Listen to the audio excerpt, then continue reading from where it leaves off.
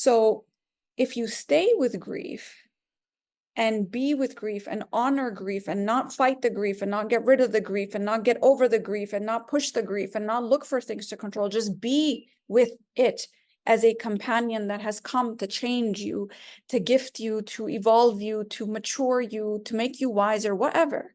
If you accept it as that, it is literally there that I found the pulse of life. Welcome to Happiness for Humanity. I'm Rania Badreldin, the Happiness Consultant from Egypt. Join me and my guests for an hour of meaningful conversations for a happier world. Joining me today is Dr. Saliha Afridi, and she is a clinical psychologist and the founder and chairwoman of the Lighthouse Arabia. Thank you so much for joining me today. Thank you. Thank you, Rania, for having me for this important conversation. It's really good to be with you. Thank you. I've been following you for a really long time, and I've been I always find value in the things you post, whether you're going live or, there's a video you've shared or just some of the things that you write. And I know that our audience is going to find a lot of value in this conversation today because it's about grief. And I really think everybody has experienced grief in some way or another, and it's affected them in different ways. And it's not an easy thing, yet it's a part of life. So it's inevitable. I think we could use a lot of help with sort of navigating that. And that's why we're here today. So I don't want to talk too much. I want to give you the floor, maybe just to start giving us an idea about grief in general as a concept, and then we can delve further. Sure. So there's so much to say about that. Grief is basically it's a state, it's an emotion, it's an experience.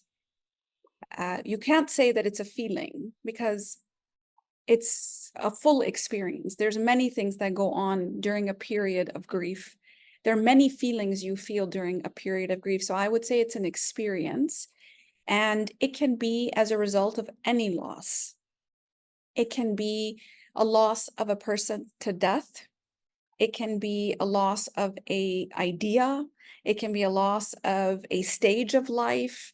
It can be disenfranchised grief, for example, when there's a pet loss or miscarriage, people grieving about something that's happening in another country that they have nothing related to. So that would be disenfranchised grief. There's collective grief where some atrocities are happening and the collective together is grieving the same thing.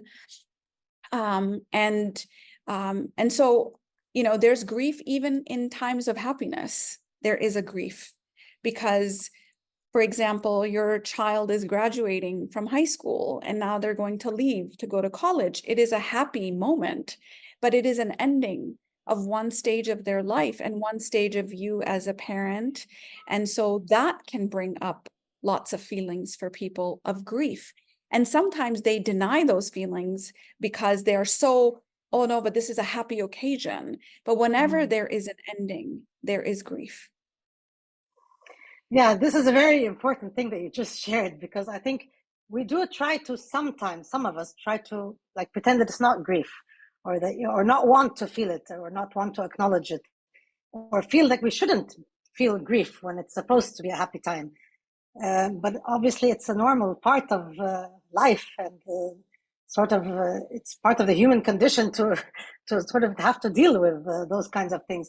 I'm not somebody who was very good at dealing with grief. I wasn't really, to be honest. I've gotten better at it only because I've had to have experience at it, which obviously wasn't enjoyable at all, yet certainly enlightening. And it taught me a lot about grief, because I had, so my mother-in-law passed away a little over a year ago after a very long struggle with illness, and she lived with us. And so I was her caregiver with other members of my family. It was really hard, to see her. First of all, even grieving her illness that was hard. And then a different kind of grief after she passed away. And I'd never experienced anybody so close to me passing away. So And I never knew what it was like. So I always heard about different stages of grief, and I never knew what that meant. I didn't really relate to it, and now I understand a lot more about it because I've noticed the changes in me over the course of a year, and and a couple of months. It's like it stays with you, yet it changes, and it's not going to have like an end line. Yeah, I think it's it's just gonna come and go, kind of like in waves, I think, and it's never going to just stop, and it's not supposed to, I guess, because I mean, it's part of it is the memory of the person, right? So then, in a way, it's a beautiful thing. Also, maybe we don't see it that way in the beginning, but it's a beautiful thing to remember the good things about the person and the things they taught you and the things they liked, and So in a way, I began to see the beauty behind the grief and to sort of accept it as a part of life. Before I was resisting it for sure. But when you just said as well, it's not a feeling, that I related to that fully, because if it was a feeling, well, we go through different feelings throughout the day. But when it's grief, it's just with us. And we have to we don't have to, but it serves us to learn to just carry it with us. And then, so how gracefully can we come to carry it, I guess. What do you think about that? Yeah, I mean, what you are saying is, I mean, I agree with all of what you just said, which is that it is not something you get over. I think there are people who use that language, that if you don't feel it, then you will never get over it. Well, you never get over it, even if you feel it. And if you feel it, hopefully it changes you, and it changes you into being more human. It changes you into being more connected to your pain and the pain of others, but your joy and the joy of others. It is an experience that does change over time as your relationship to it changes, because at first it feels like, I can't even imagine my life without this person. And then you have to kind of process the pain. It feels like almost like a birthing of something. And it comes with many, many, many, many feelings. One moment you might be happy, one moment you might be sad, one moment you are joyous, one moment you are longing, one moment you are, feeling that, you don't want you don't want to see anyone, you're withdrawn. So all of that can happen all within a span of 1 hour. And so it can be a very, it's almost like being in a storm, and you're in it, and all things are changing and happening at the same time. And then eventually things start to fall into a different kind of, it takes on a different experience, and you start to adjust to your life without that person in it. You are not, kind of shocked every time you walk into the house and they're not there, or you pick up the phone and you want to call them. Like, those kinds of things happen less so often, as your mind and your body and your soul just really comes to the realization that that person is no longer here. And then you build another relationship with that person. You come to a place where you say, she's not here, but I'm still going to relate to her. I'm still going to connect to her. I'm still going to seek her in some way. And that's where the relationship shifts beyond this realm. And so it does change, and it never ends, but it does get easier. It does get lighter. But in the beginning, it really feels quite destabilizing and quite dysregulating. And sometimes people are afraid to go, they're afraid to go back to work, or they're afraid to go into life, or they're afraid to go out to the party, because they're afraid that if they're not sad, that they will not remember the person. That if I'm not sad, maybe I forgot her. Or if I'm not sad, maybe if I'm not grieving and crying, then maybe her memory will disappear. And that's just never going to happen. It's just that you are now learning to be with that person in a different kind of way alongside of your own life. So it's not like you've put them in a box and that's it. It's more, how are you going to live with me in this new way, in an And that most people don't know until they have accepted that that person is gone, they have passed, and now I no longer have them. And no, I don't have to be sad 24 hours a day to to remember them. And I can go on with my life, and they will go on with me. That is hard for me. Yeah. That's hard, and such a beautiful way of. I love how you explained that. We're just building a new relationship, a different relationship with the person. That's a beautiful way of thinking about it.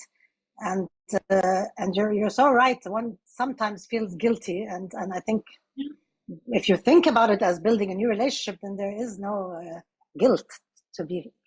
It's not part of it, because here I am, just first of all accepting, and I think that's the hardest thing. Really, just it's something that we all know. It's a part of life. Yet I find it like the most difficult thing to accept, really. And I don't know why, even though we know that, like there's no misconception.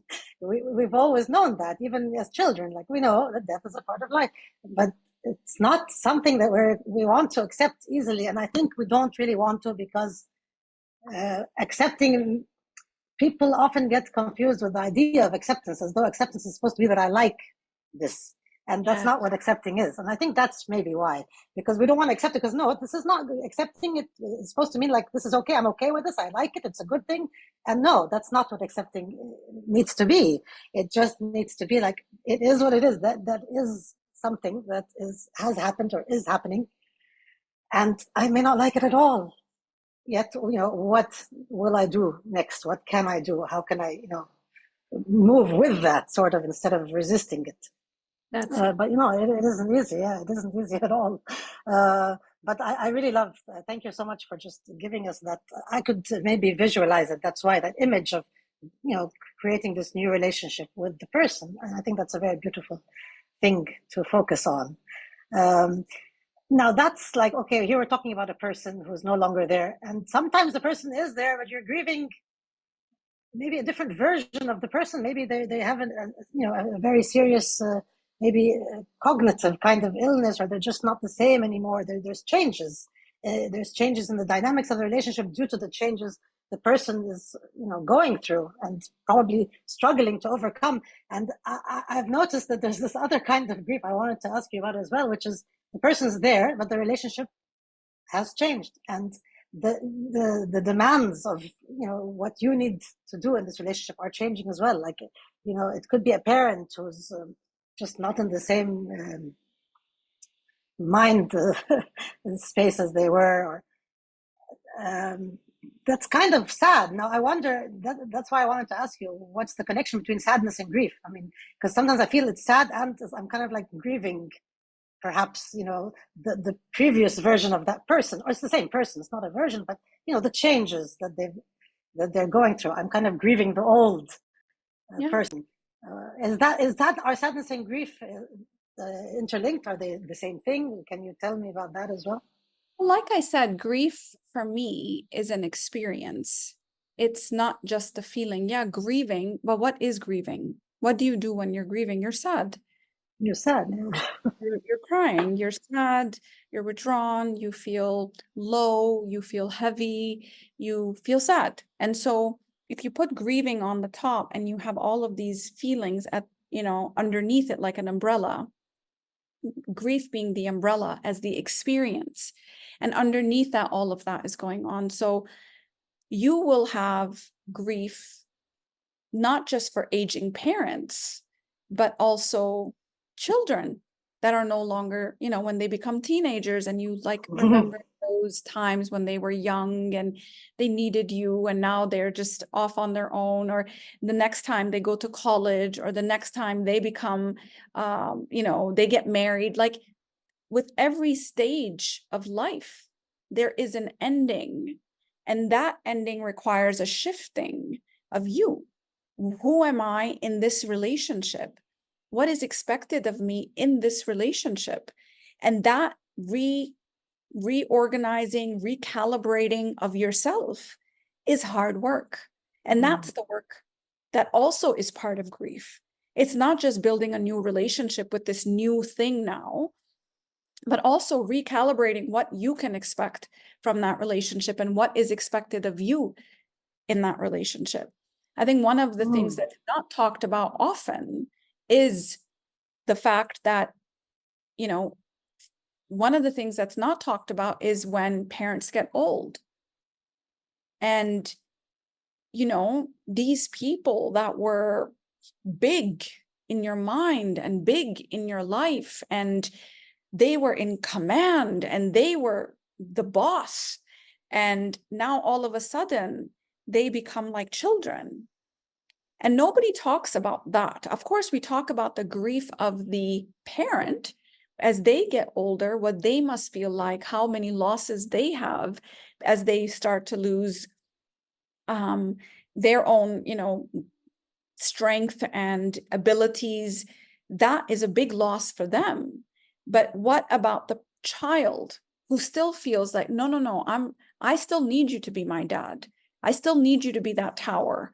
I still need you to be that strength. And the dad is now a child. And if you have things like dementia or terminal illness, like then it becomes even more of a grief. So it is something for us to just, there's nothing we can do with grief. It just has to be. We have to feel it. We have to be with it. We have to say, what is it asking of me? What is it asking of me? Where is it taking me? And when you just feel it, it moves through you and it changes you. But if you resist it, oh no, but look, he's still strong and he's still my father. And we do all of these tricks with our mind. And it's like, yes, he's still your father. And yes, he's still strong. And yes, you'll always be daddy's girl, but there's also been a loss. And there's also been a loss. So yeah. I think this idea that you can hold both, you can grieve and love, and grieve and tend to, and grieve and serve. And that's, you just have to do that work. And it's very, very powerful. You know, I recently allowed myself to go with it, to just go. And I didn't stop it. I was always afraid that if I allowed myself to feel the grief, that I'll just be depressed and I'll never get out of bed. Like, I was afraid of that. I have children, I have parents, I have people, like I need to do my work. And like, so I was afraid. So I took a week off and I just let myself feel. I said, I'm not going to stop it. I don't know what's going to happen, but I think maybe a week should be good. Maybe 10 days with 2 weekends, I'll be okay, but I'll see where it goes. And I went and I walked on the beach and I cried in my bed and I cried in my bathroom and I cried writing and I cried watching videos and I cried, just felt and I felt and I felt and I felt, and I was sad and I was longing and I was hurting and I was hurting. And then I felt like I hit some sort of ground inside of me. And it was like a ground that was not shaking. And grief was the only portal to that ground. Joy could not take me there. Love could not take me there. It was grief that took me to that ground. And that ground where I felt what was indestructible in me. I felt I found my ground through grief. But the grief was the portal through which I entered this place. And now, after that experience, the capacity in me. So I told my friend, I was like, before this, I was a 5. 5 out of what? I don't know. But now I feel like a 55. I feel the capacity in me is so much bigger, 10 times what I had before this. And so grief has the power to transform you. It is alchemical. It is wild. It is fierce. And it is powerful. But we are so afraid. We think it will eviscerate us.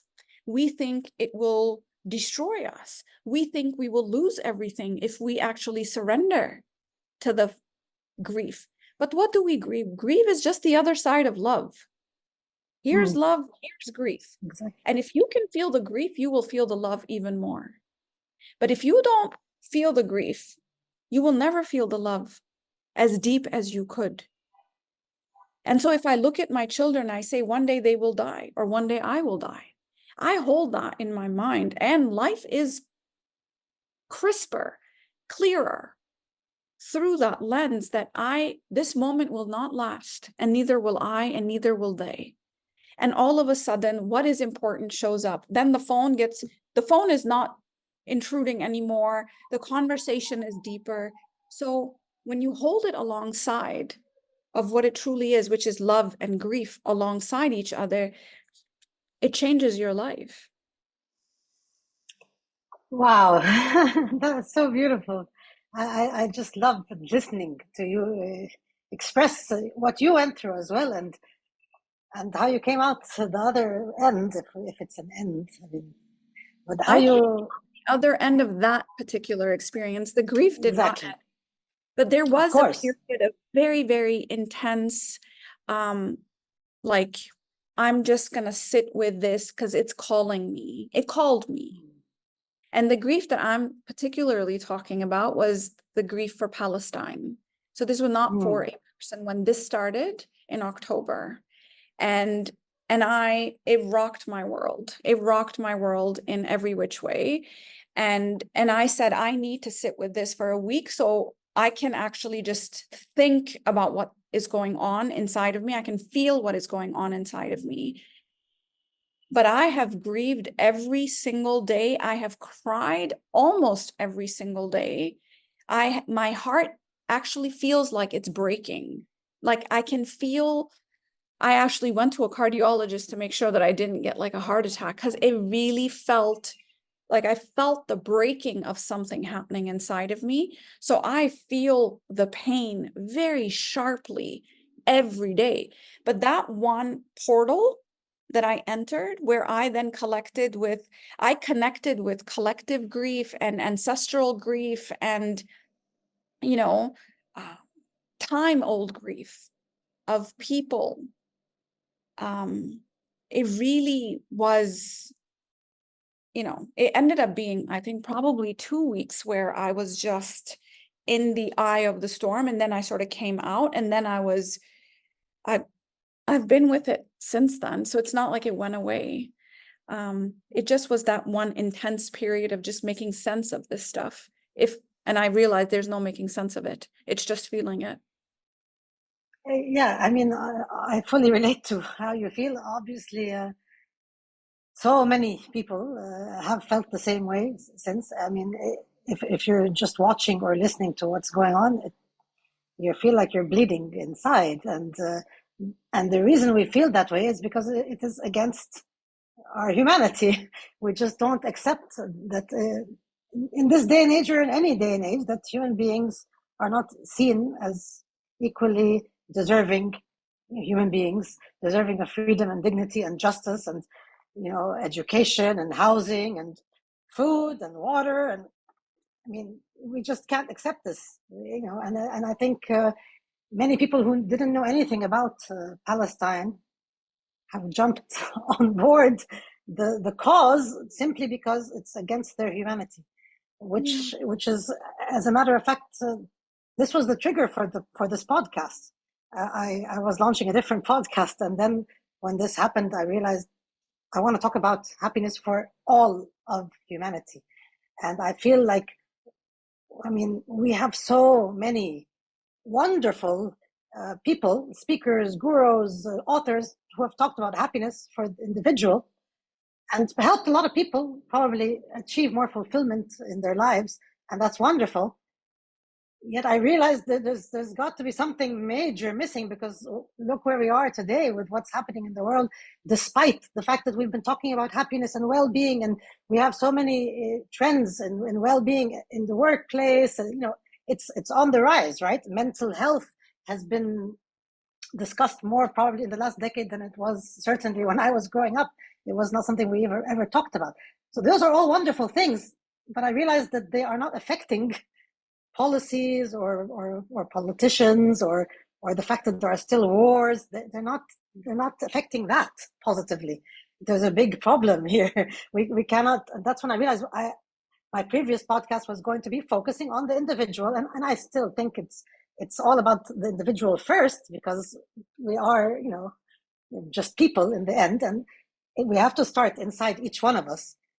But we also have to talk about, once we work through the things we need to work through, the traumas, the limiting beliefs, any struggles we have in terms of our mental health, once we do all that, and then are in a better position to be able to dream and to achieve goals and to visualize and to be better and to be stronger and to be more tapped into our strengths and so on, then we have to also at the same time be considering other people who are sharing this planet with us. And we need to be considering them in a way that is full of compassion, full of not just tolerating or understanding, but embracing the differences, embracing the uniqueness, loving it. That we're not there.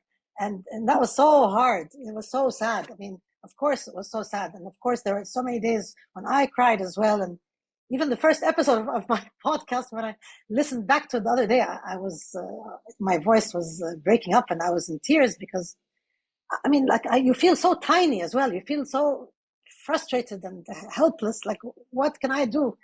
And then I realized I'm either going to be in a sort of perpetual grief mode and just, get smaller and smaller and maybe just stay at home and not want to see anybody and just be miserable, or I'm going to do something, think of something to do. And that was for me the podcast.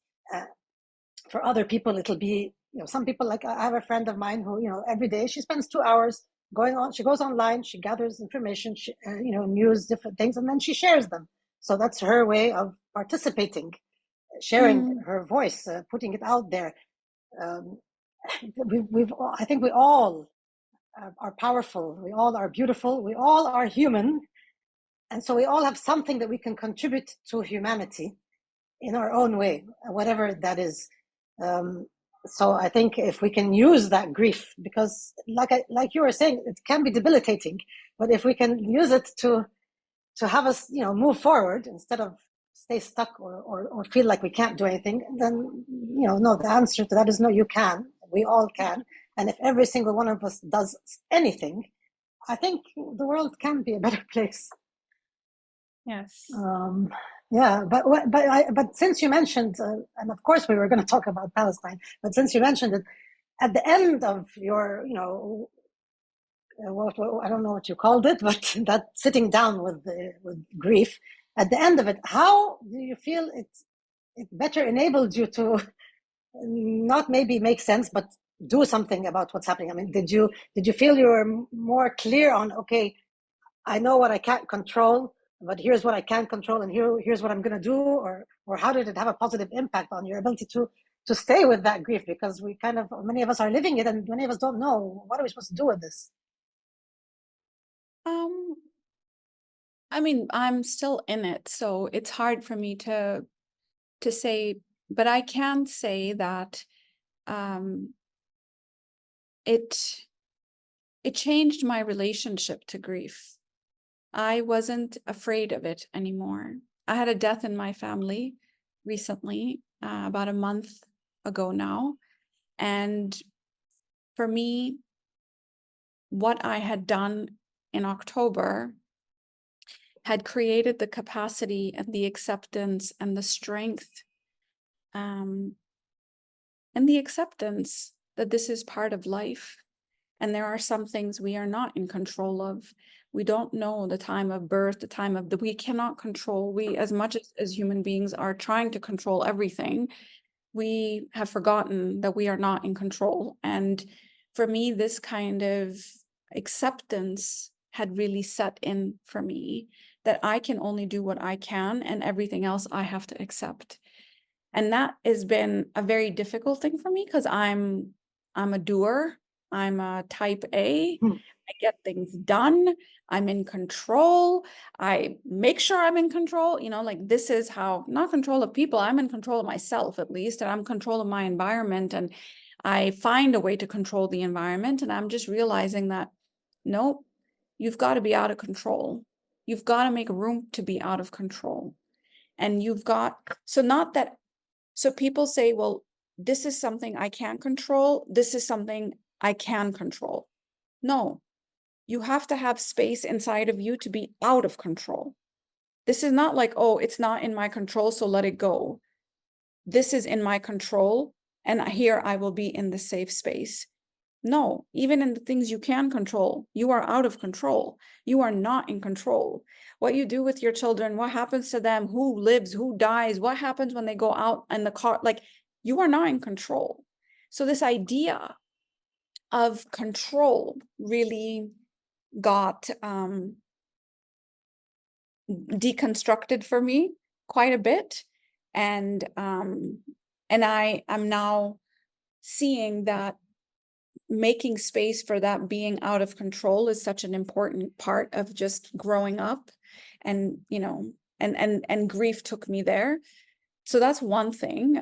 Another thing that experience taught me was how close grief is to love. Like, it's, and when I went to that place, and really when I went to that really, really, really, like, to the bottom of where I was, I actually felt life. So I actually went, I felt more alive there than I had felt anywhere in my life. So if you stay with grief and be with grief and honor grief and not fight the grief and not get rid of the grief and not get over the grief and not push the grief and not look for things to control, just be with it as a companion that has come to change you, to gift you, to evolve you, to mature you, to make you wiser, whatever. If you accept it as that, it is literally there that I found the pulse of life. When I went in my imagination to where that was, it was not black there. It was not dark. It was red. It was blood red. So I could feel the pulse of life there. So if I close my eyes and I went to grief and it took me all the way inside of me, there at the bottom was blood and life. So it was it was more of an active imagination session that I had.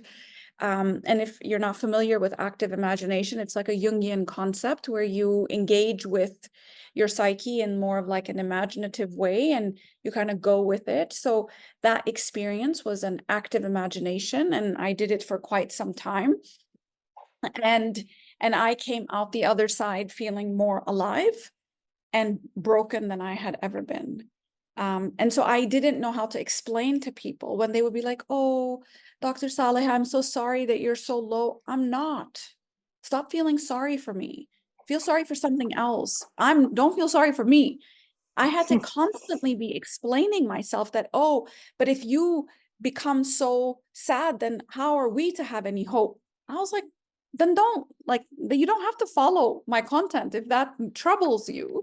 But I'm telling you that grief, if you don't make space for a grief this big, and this grief is big, we've never in the history of mankind experienced what we are experiencing right now, where we are in the building, under the building, on the building, you know, like, we are seeing death in the way we've never seen it before.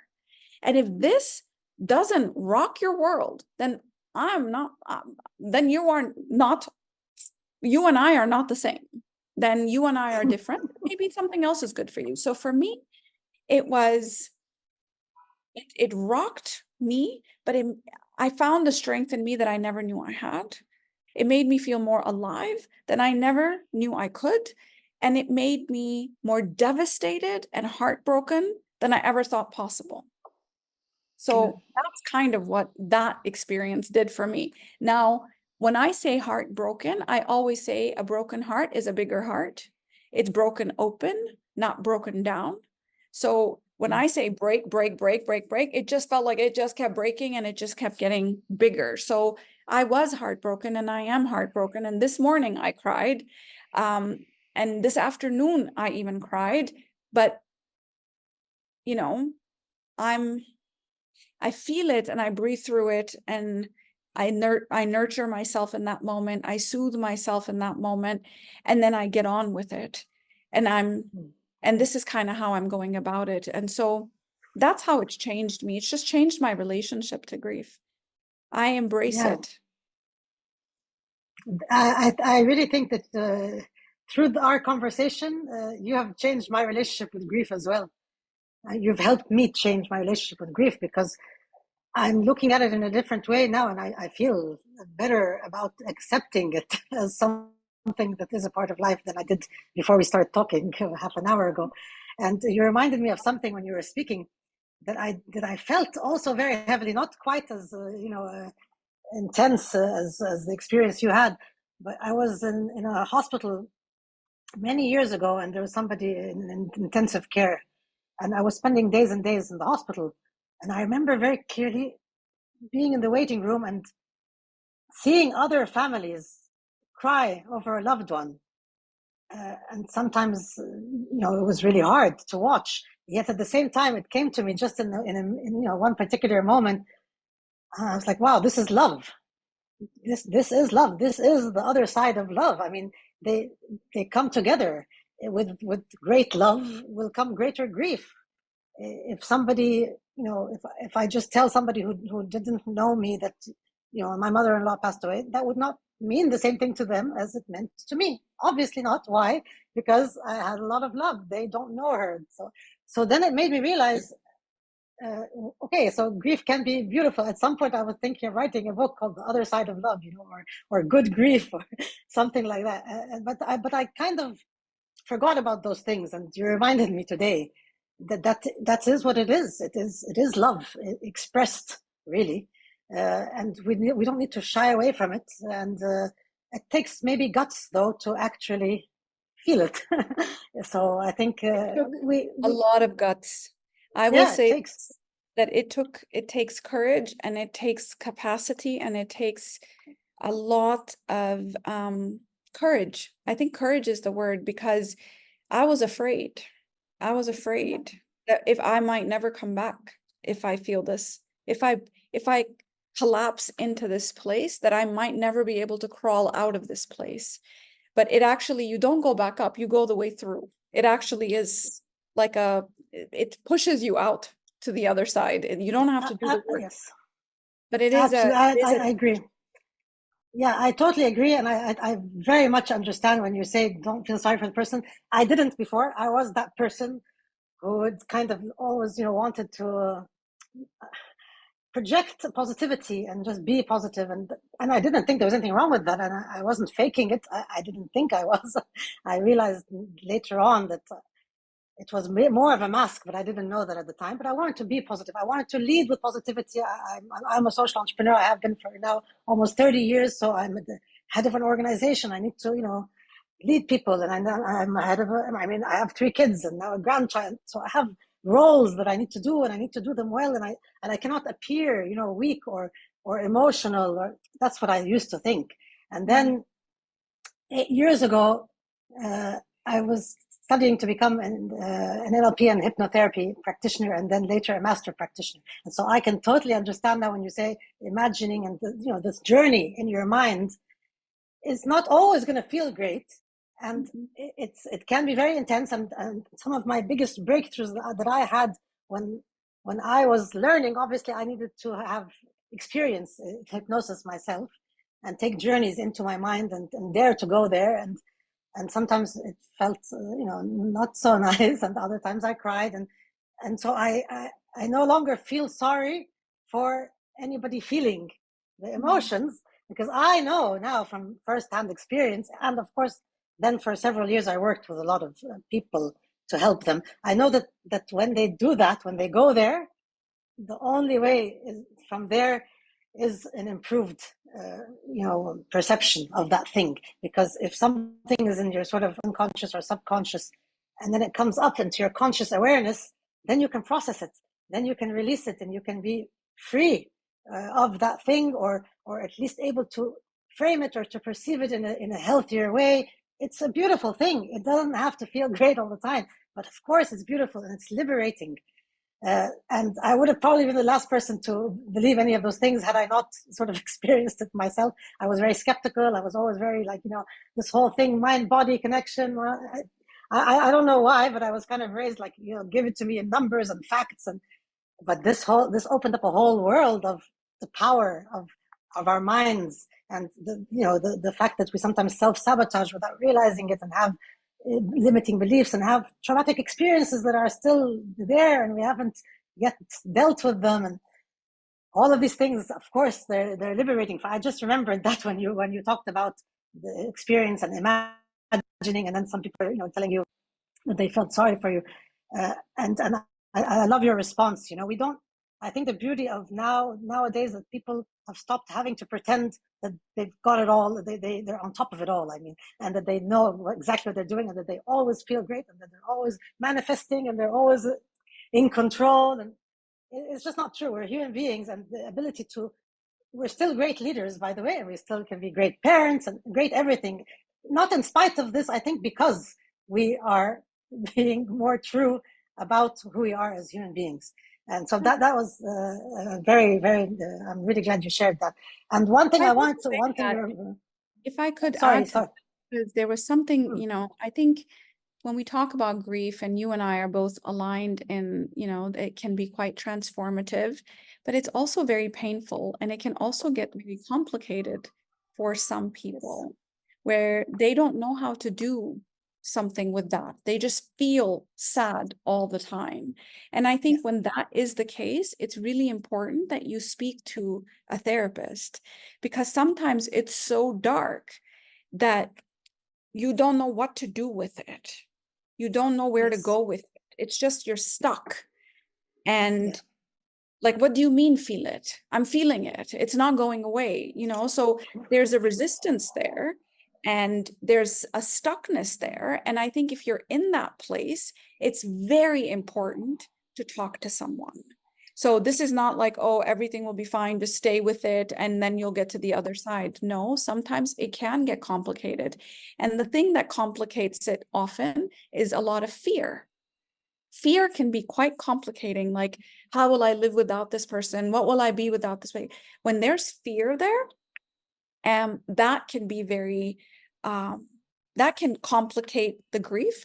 But also when it was untimely, it was tragic, it happened all of a sudden, like this can also complicate, where you feel cheated, you feel betrayed by God. Why did this happen to me?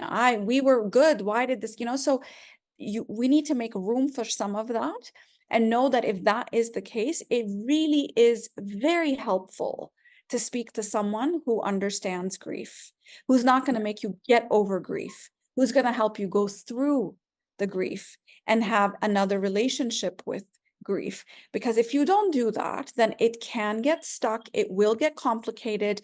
It does become a physical illness at some point, and it's not transformative at all.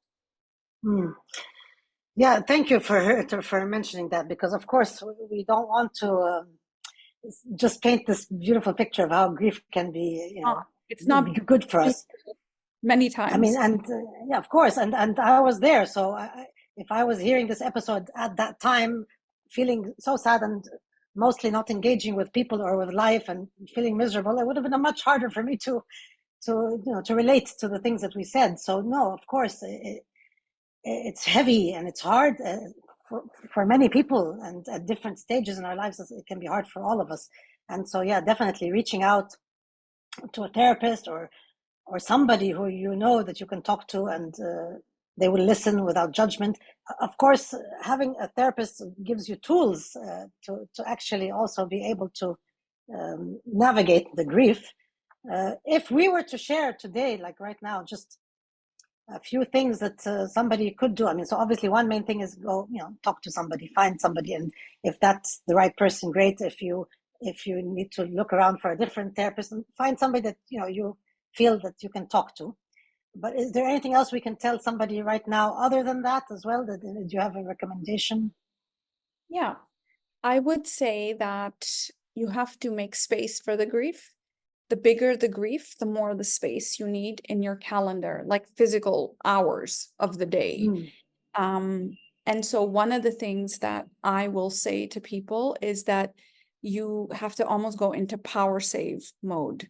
And this is something I made a video about recently, which was power save mode, that when our phone battery is low, it actually goes into power save mode. So it shuts all the background apps. It shuts off things that are not necessary. It keeps the phone working, but everything else kind of goes into to shut down. And that's kind of how you want to think about your sort of minimal viable operations. Like, how are we going to work during difficult times? What is my operating model during difficult times? Because you will have difficult times many times in your life. And instead of thinking, what can I do? What can I do? There are certain things you should just do all the time.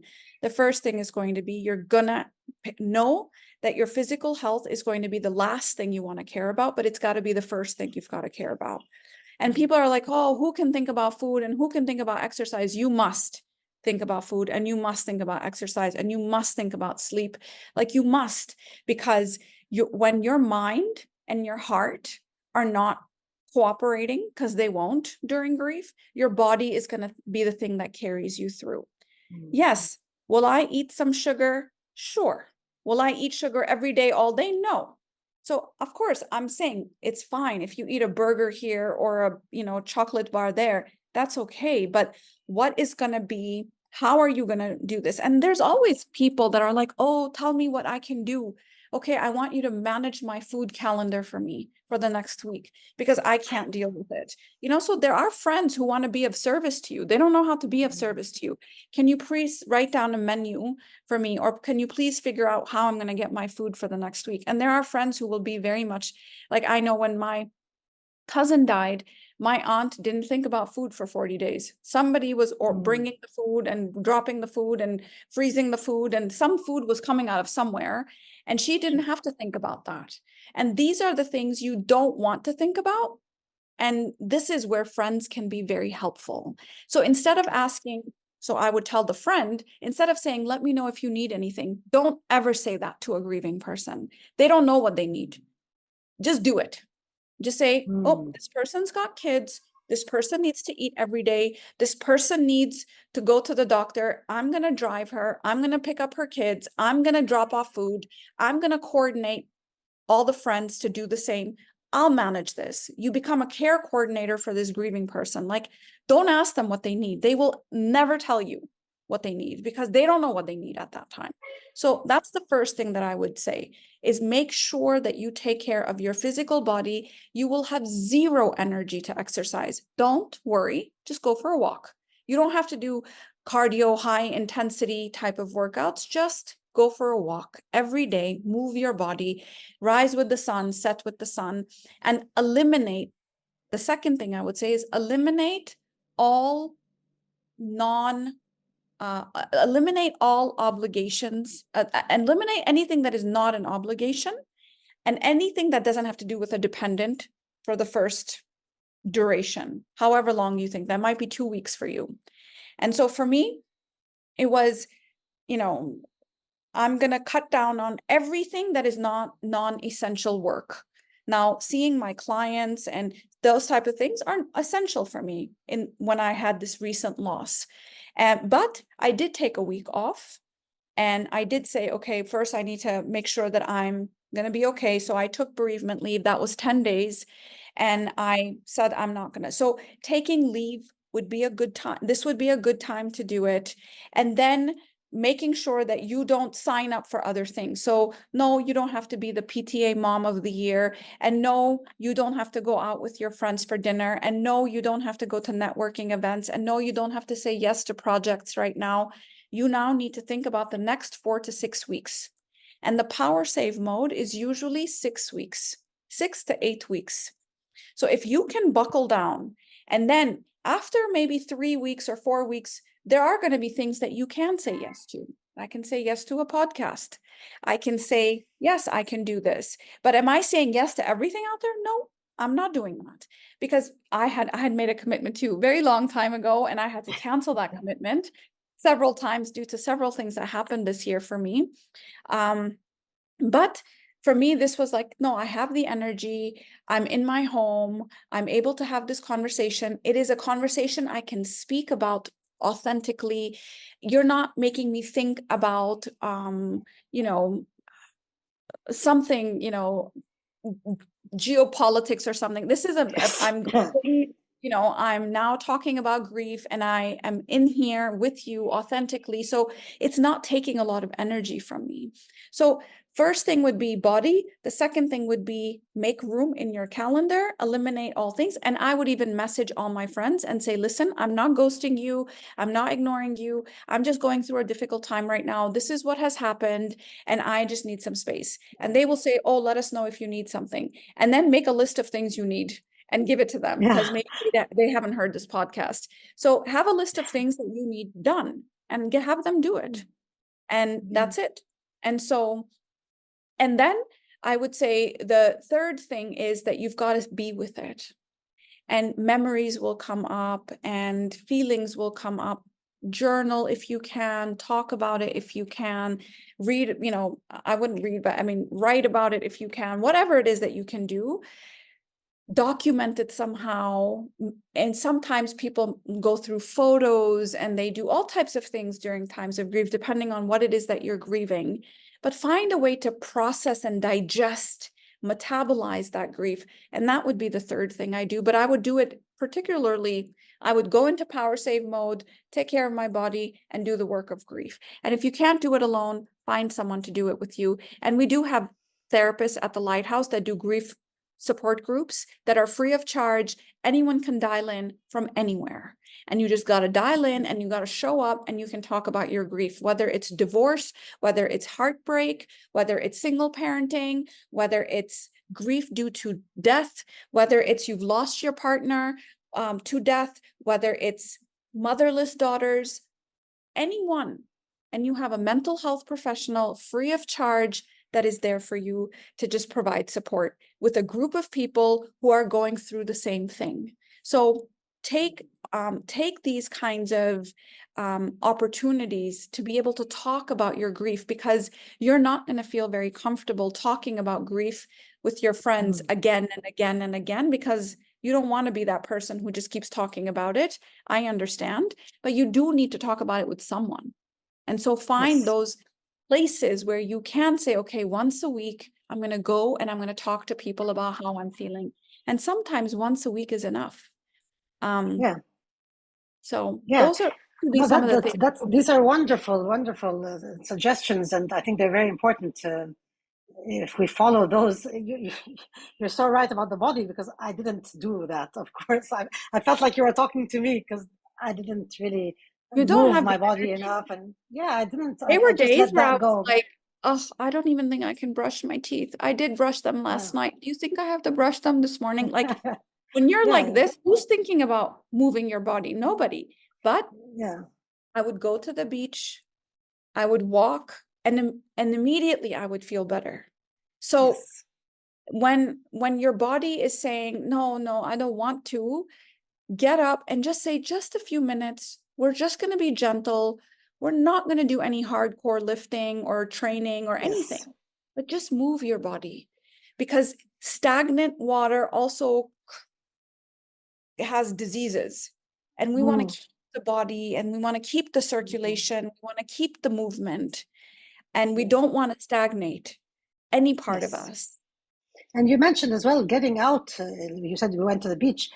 Going to a beautiful place, seeing nature, seeing something magnificent like that, something larger than ourselves, it helps as well sort of just connect us again with life. Because one of the feelings with grief is that I'm not understanding life very well, I'm not liking it maybe much. But when you go to the beach, or you go to, you're in the middle of nature, that can be, it can help. It can help you very healing. Connect. Nature is very healing. Anything that soothes you is going to be healing. What most people end up doing is very passive kind of stressor management. They will watch Netflix for 10 hours just to numb themselves. They will, they will eat junk because it's numbing. It numbs you for a little while. It does feel good, but it numbs you. When that numbing wears off, guess what? The pain is still there. So this is how you complicate the grief. Now, I'm not saying you can't watch Netflix and you can't eat, you know, junk every now and then, every now and then being the key word. I think those Yes. are important things to do, just to give yourself, like, there are days where I was like, I don't want to talk to anyone. I don't want to see anyone. Just come and sit and watch TV next to me. And that's it. Just watch TV, don't talk. Like, and there were days where I just wanted to escape any thought. Yes. And that was okay too. But that was Yeah. just a moment. It was just a day. It didn't become like a lifestyle. Yes. And that's Hmm. important that you don't do that. Yes. No, no, makes absolute sense. Wow, I think so many insights. And in terms of the Lighthouse Arabia, we just go to Instagram, to the Instagram page, and we'll be able to find the link to join if somebody wants to join one of those grief support groups, and Yes, they you can just go dial on in our from wherever they website. are. You can Okay. go on our website. It's under the events section. And Okay. we have one for Palestine also, Grieving for Palestine. We have, I think, 2 a month that we do for that. But there are maybe 20 support groups that we have for all types of losses and all types of experiences, over 20. And so you can register. You will do a grief consultation if you're joining one of the grief due to death groups. And it's a free consultation. It's 1 hour. They talk about your grief. You have space to talk about your grief with a therapist who's licensed. It's free of charge. And then we assign you to a grief group. And so it's a great service, and it's free of charge, done Wow, by that the that at the That, Lighthouse. that's it's amazing. It's amazing that you have that service, and thank you for letting us know, because that's a fantastic thing that you're doing, and it's a fantastic opportunity for anybody going through Yeah. grief. And when you enter like the group, the support group, do you have to share a lot? I'm just thinking of myself when I when I didn't really No, want to no, talk at the beginning. You don't have to. no, You you could don't. maybe listen and just feel like you're not alone. Maybe feel you're part of a group. Okay, But you yeah, do have to that's turn wonderful. your camera on because of safety. We want to make Yeah. sure that people have their cameras on. But you could be laying in bed and in your pajamas with your camera on. We don't care, but we just need to be able to see your face so we know that Yeah. you're not some random person. But you do Yes. not have to talk. You don't have to share.